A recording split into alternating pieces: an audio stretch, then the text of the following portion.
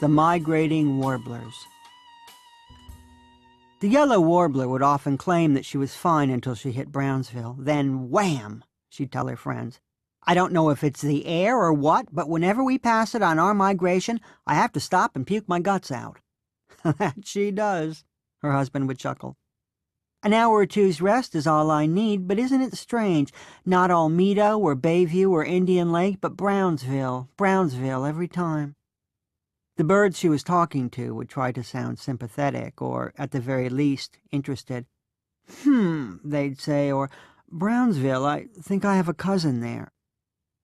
From the southern tip of Texas, the couple would fly over Mexico, and then into Central America. My family's been wintering in Guatemala for as long as I can remember, the warbler would explain. Every year, like clockwork, here we come by the tens of thousands. But do you think any of those Spanish-speaking birds have bothered learning English? Not on your life. It's really horrible, her husband would say. Well, funny, too, his wife would insist. Horrible and funny. Like one time, I asked this little Guatemalan bird, I said, ¿Dónde estás las grandes moscas de cabeza? Here her listeners would cock their heads, confused and more than a little impressed. Wait a second, you speak that stuff? Oh, I've picked some up, the warbler would say in that offhand way of hers. I mean, really, what choice do I have? I guess I'm a pretty quick study. At least I've been told I am. She's terrific with languages, her husband would boast. And his wife would raise a wing in protest. Well, not always.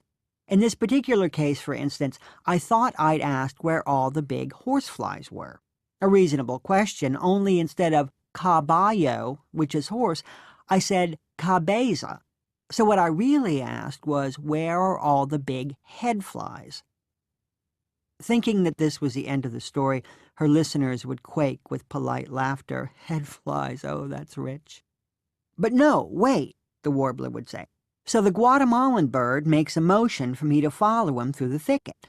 I do, and there in this field are like 300 heads rotting in the afternoon sun, each one with about 50 flies on it, and I mean huge, the size of acorns, every one of them. Oh my God, the listeners would say. Rotting heads with flies on them? Created using Powtoon.